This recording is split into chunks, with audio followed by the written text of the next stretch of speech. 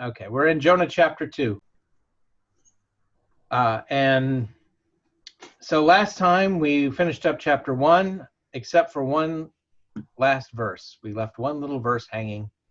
Left Jonah in the water, presumed dead by the sailors. Jonah chapter 1, verse 17. And Yahweh provided a large fish to swallow up Jonah, and Jonah was in the belly of the fish 3 days and 3 nights. I think probably this one verse is what most people know about the book of Jonah. If you ask, the man on the street in America, what can you tell me about the book of Jonah? They'd probably give you this verse. This is what they know about the book of Jonah. And so we're going to look at what follows. Now, this verse is a very important verse. I mean, if you're going to know just one, this is an important one to know, because the core message of this verse was used by Jesus later on in his teaching. In Matthew chapter 12, verses 39 through 41, this occurs. Some of the scribes and Pharisees answered him being Jesus, saying, "Teacher, we want to see a sign from you." But he answered and said to them, "An evil and adulterous generation desires a sign. No sign will be given to it except the sign of the prophet Jonah. For just as Jonah was in the belly of the huge fish 3 days and 3 nights, so the Son of Man will be in the heart of the earth 3 days and 3 nights. The people of Nineveh will stand up at the judgment with this generation and condemn it, because they repented at the proclamation of Jonah, and behold, something greater than Jonah is here." We think about this, and oftentimes we see the similarity with 3 days and 3 nights and being out of commission, underground in one case, underwater in the other. But I think the resonances and the message here is a little deeper than just the idea of being underground / water for 3 days and 3 nights. So let's uncover that a little bit through the prayer of Jonah in Jonah chapter 2. So Jonah chapter 2 starts, "And Jonah prayed to Yahweh his God from the belly of the fish." And then I borrowed a little bit from the very first part of verse 2, and he said. I did that because after that, the prayer begins, and I want to kind of deal with the prayer as a separate entity in and of itself. So Jonah prayed to Yahweh his God from the belly of the fish and said. Now let's focus on the first half of this verse for just a minute, on the prayer. Jonah prayed to Yahweh.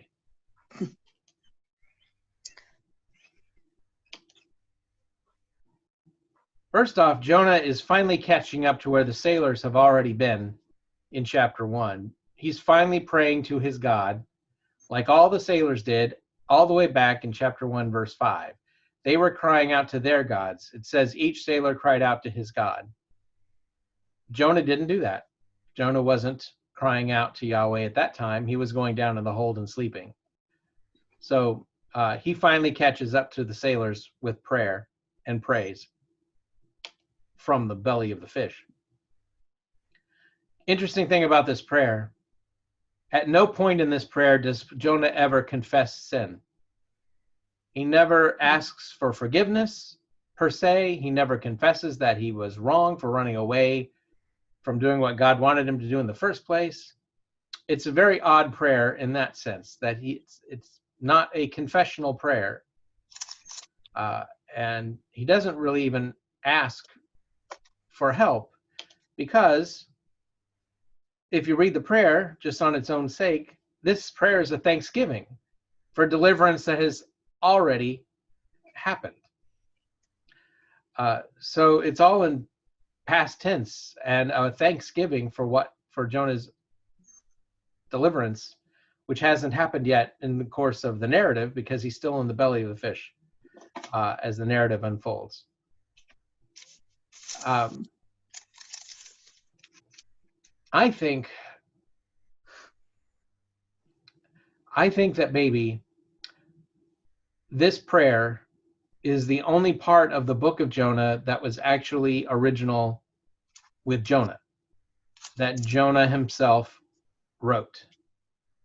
My theory, and this is just my hypothesis, my theory, is that Jonah wrote this psalm that we have in Jonah chapter 2 as a reflection on his experience and as thanksgiving for being saved from the fish. And so he composed this prayer, this psalm, just like David wrote psalms, kind of expressing his thoughts about experiences in his life and his thing and what happened to him. And I think Jonah wrote this. And I think that a later Jew had this Psalm of Jonah, and with inspiration of the Holy Spirit, composed the rest of the story from what they knew from oral tradition about Jonah's life and what was just common knowledge about what happened with Jonah. And then we have this psalm that Jonah himself composed. I believe that the rest of the book of Jonah was probably built around this prayer of Jonah, which Jonah had composed at some point later in his life after the events of the book had finished. But that's my hypothesis. But this is the only part of the book that's in first person. That's one reason I have it as my hypothesis, because it is Jonah speaking, I did this, I thank you for saving me. It's his own first person. The rest of the story is all about Jonah in the third person. So that's my hypothesis. But nevertheless, this prayer is a thanksgiving prayer for the deliverance that has already happened. And interestingly, at the end of the prayer, Jonah speaks of making sacrifices and fulfilling his vows, which basically, once again, puts him catching up with the sailors, because they were making sacrifices to Yahweh and making vows at the end of chapter 1 and verse 16. So this whole prayer is sort of framed by Jonah finally acting as righteous as the sailors had done in the previous chapter. There's some of that irony here for this story. Now let's look at the second half, or the second part of that verse, the fish.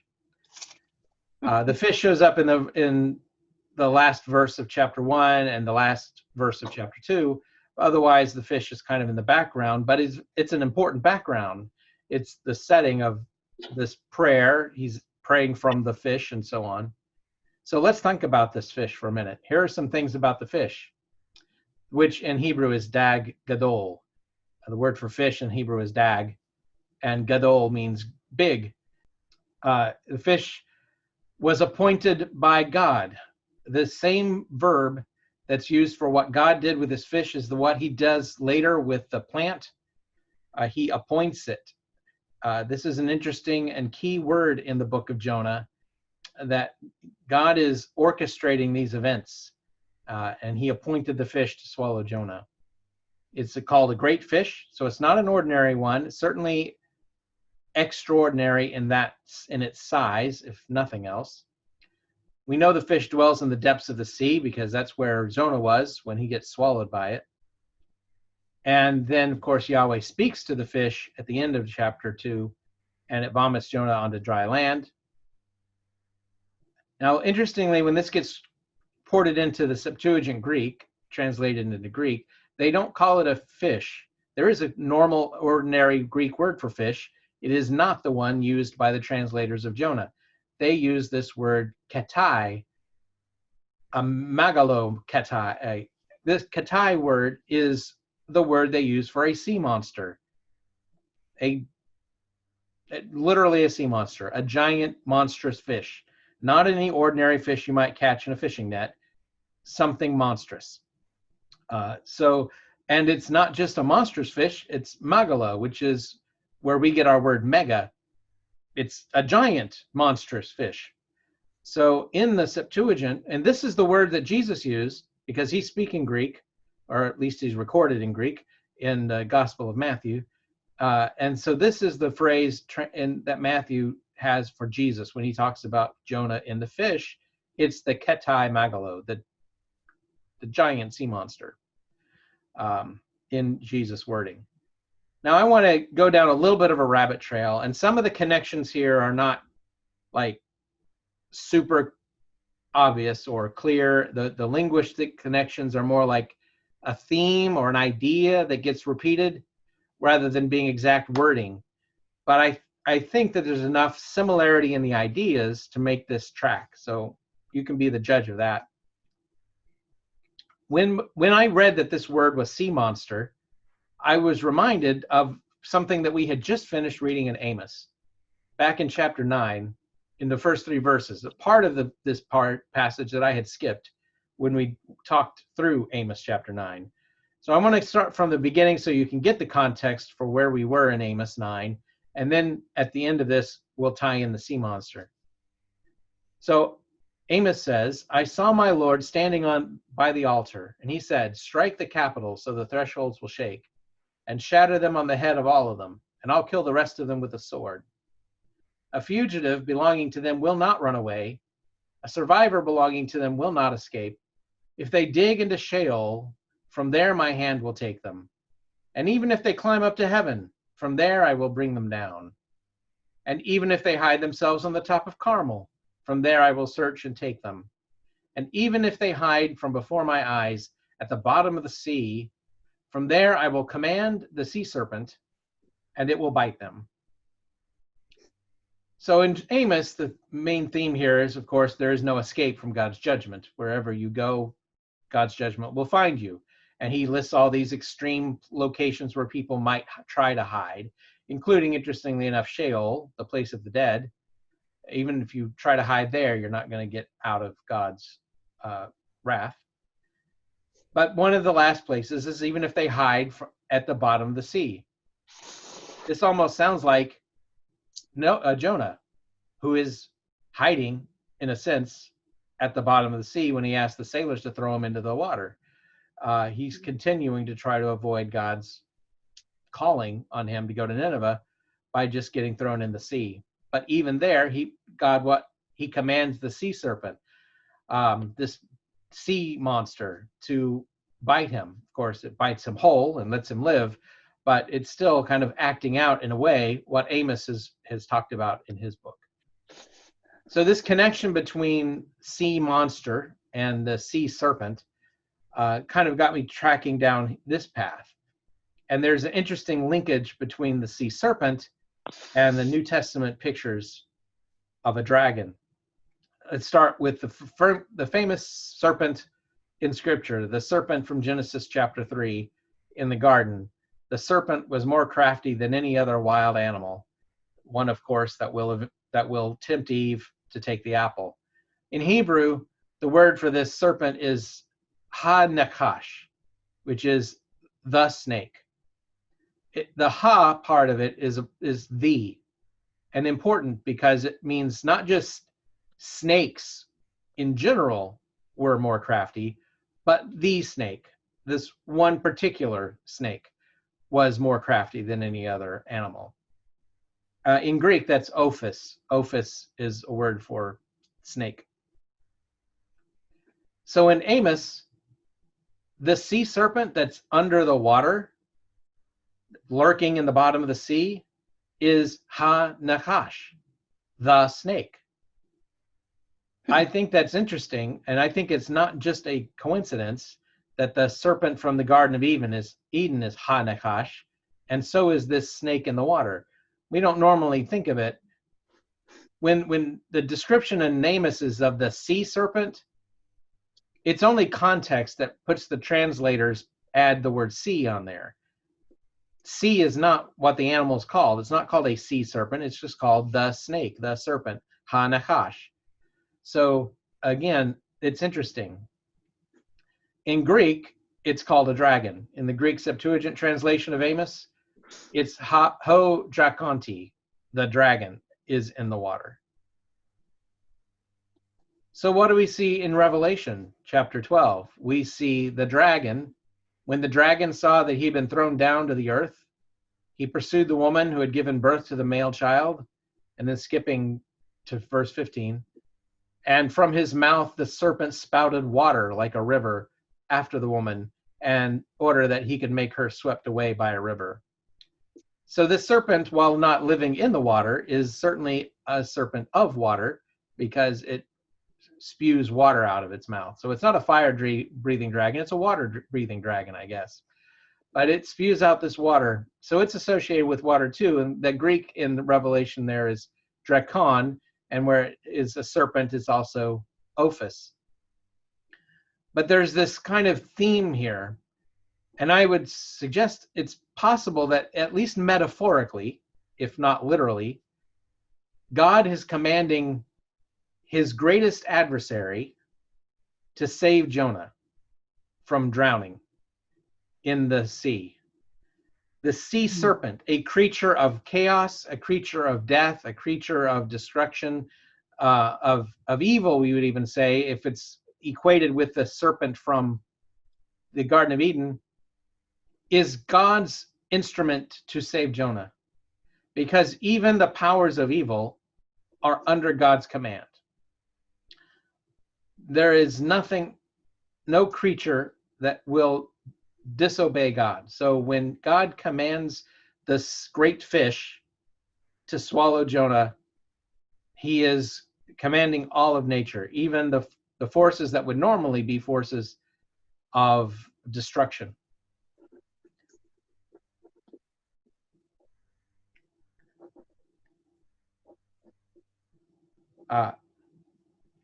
This just makes me think about Jesus even more, about the sign, because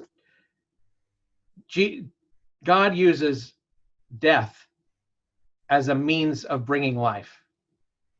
But Satan seems to be intent on killing Jesus. And God is actually going to use that and use Satan's own actions against him. Even Satan is serving God's purposes by doing his thing to Jesus. So to me, this whole picture is just a picture of God in control of the whole situation, and Satan, even maybe despite himself, doing God's will. So we get to the prayer proper in Jonah chapter 2. I called from my distress to Yahweh, and he answered me. From the belly of Sheol, I cried for help. You heard my voice. And you can see already this is past tense. I called in the past from my distress to Yahweh, and he answered me. So it is a thanksgiving for God's answering his cry, a reflection on this event. What I want us to see here is that he says he cried out from the belly of Sheol. Sheol is, again, the place of the dead. It's a place of the grave. The grave is sometimes equated to Sheol. When David's son from Bathsheba, the illegitimate son, dies, David says, I will go down to Sheol to see my son, but he will not come back to see me.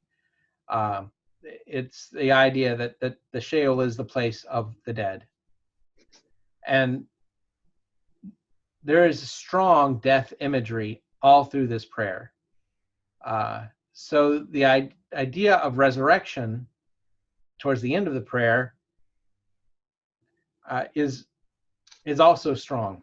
And this first verse, I called from my distress to Yahweh, he answered me, is kind of a summary of what happened in its entirety, a summary of the whole thing. And then he kind of goes back into the details of the step-by-step events that occurred. And what happened was, you threw me into the deep, into the heart of the seas, and the sea currents surrounded me. All your breakers and your surging waves passed over me. To me was that I thought that he told the men to throw him over the sea, but this implies that God threw him into the deep. But he's putting God, at the heart of every event. Now we can kind of take this two ways. We can be like we have been just now, critical of Jonah for blaming God for his circumstances when it was his own disobedience, fleeing from God, which sort of set that whole line of events in place, and then not calling out to him on the ship, and then telling the sailors that this was what they should do, is throw him in the water. Jonah bears responsibility, and we could say he's kind of shifting that responsibility or ignoring it altogether in his words here. On the other hand, if we want to give Jonah The upside of these verses, which I think most commentators do, trying to be nice to Jonah, the prophet, is that he's just acknowledging God's sovereignty over all things.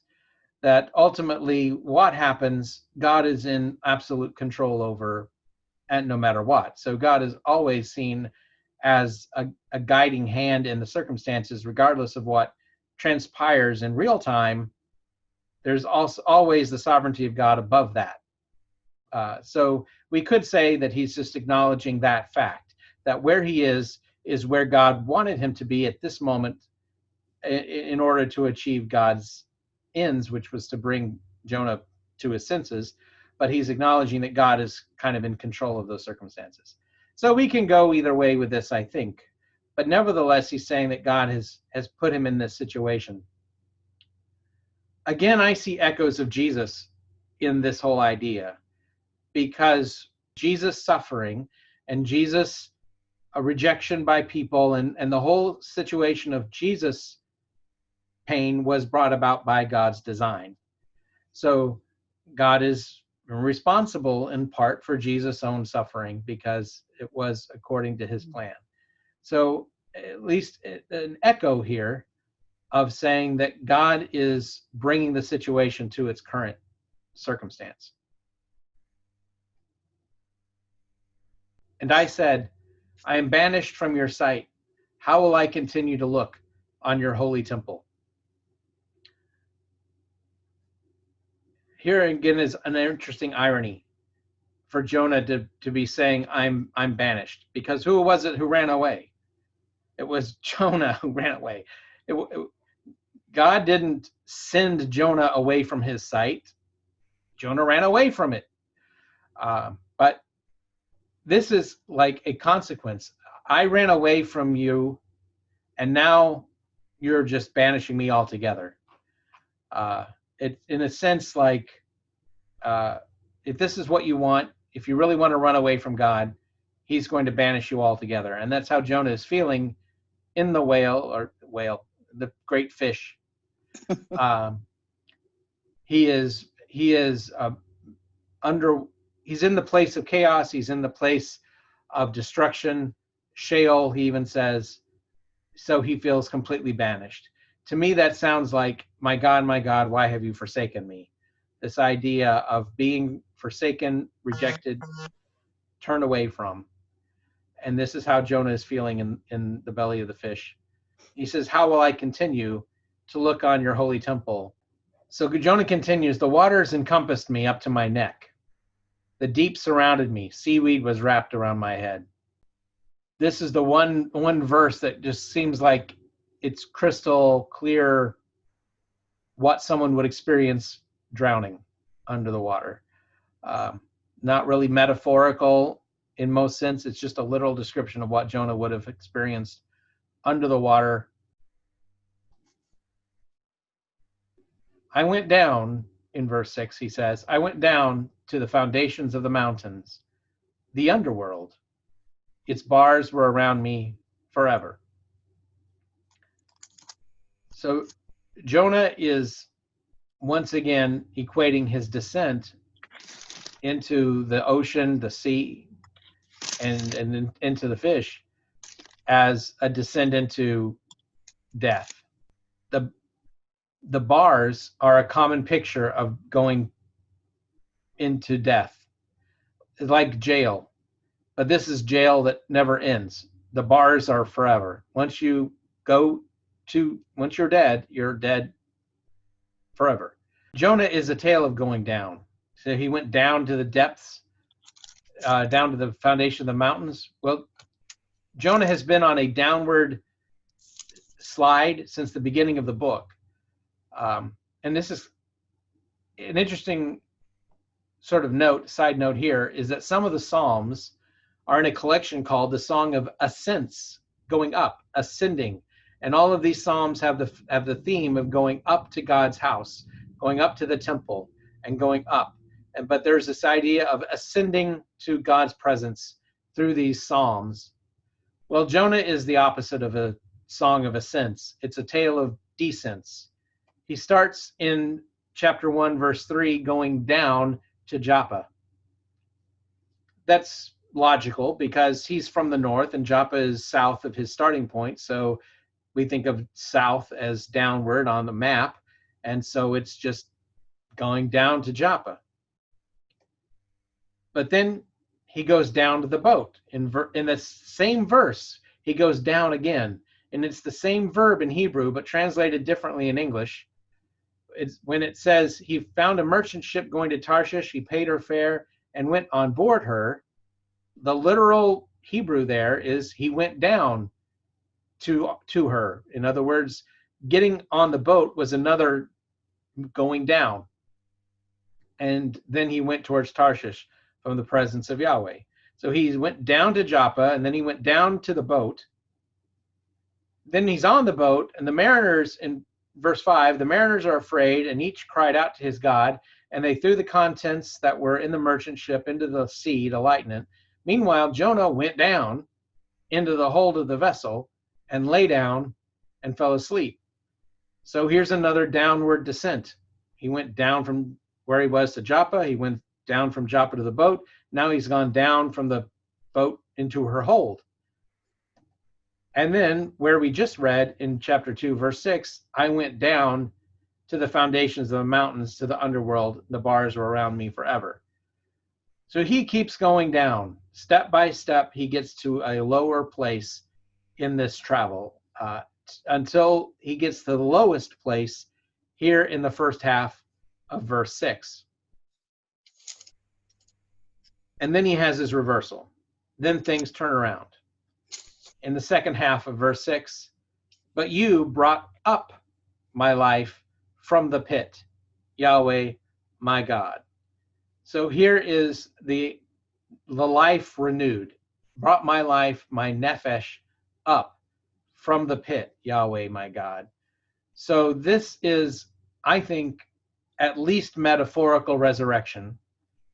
The tone and tenor of this has been so much about death that it's very strongly the idea of coming up from the pit is resurrection. The pit is another word for Sheol or the grave or the place of death. So bringing my life up from the pit is resurrection. And he says, you have done that, Yahweh, my God. When my life was ebbing away from me, I remembered Yahweh, and my prayer came to you, to your holy temple. So here he is remembering Yahweh, just to focus on that. To remember Yahweh, it's not like he forgot who Yahweh was until just this moment. Oh, Yahweh, yeah, that's right. There is a God named that. That's not what this remembering Yahweh means. It means he's finally going to act appropriately for the fact that Yahweh exists. Because Yahweh exists, certain actions are appropriate, and now I'm going to do those things. That's remembering. Remembering means my actions are going to finally match what I know to be true, that Yahweh is there. And then he prays. And my prayer came to you, to your holy temple. Here I think the holy temple is not Jerusalem. I actually think the prayer is God's temple in heaven, where God dwells in the heavenly places. And that is where his temple is, really. And so his prayer goes straight to God in his holy temple in heaven. He says in verse 8, those who worship vain idols forsake their loyal love.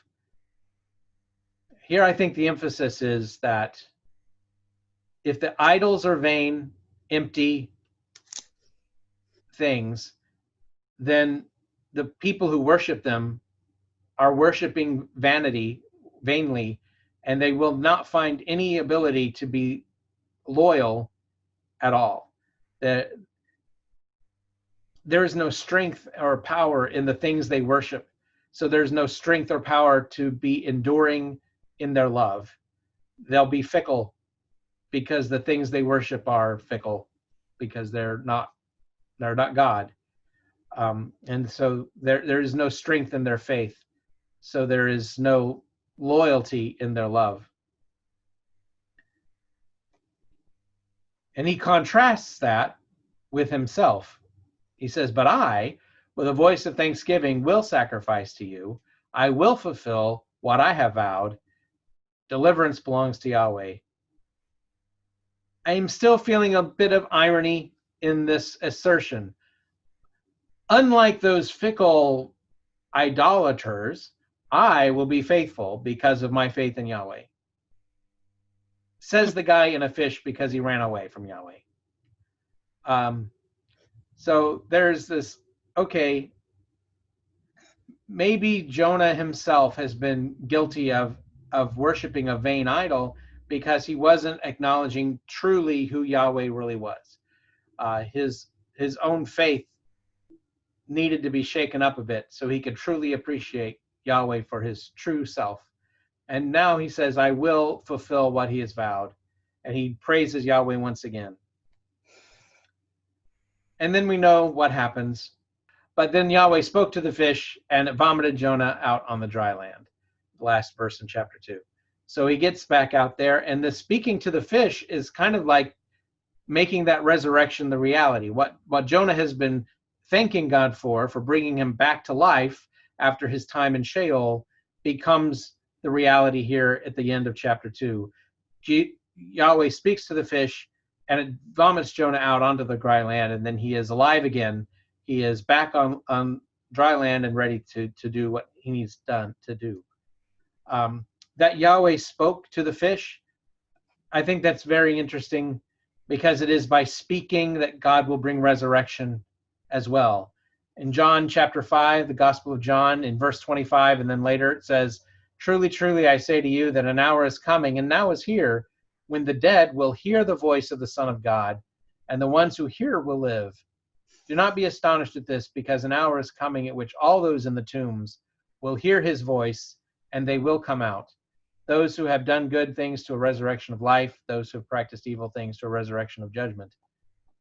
But here is where Yahweh spoke, and the fish vomited Jonah onto the boat, onto the ground. Jesus is going to speak, and the graves will vomit forth, in a sense, all the people that are in them to come to new life and resurrection. So this picture, even at the very tail end, is anticipating Jesus, I think. And maybe all of this is at least in Jesus' mind when he says that this generation will be given the sign of Jonah.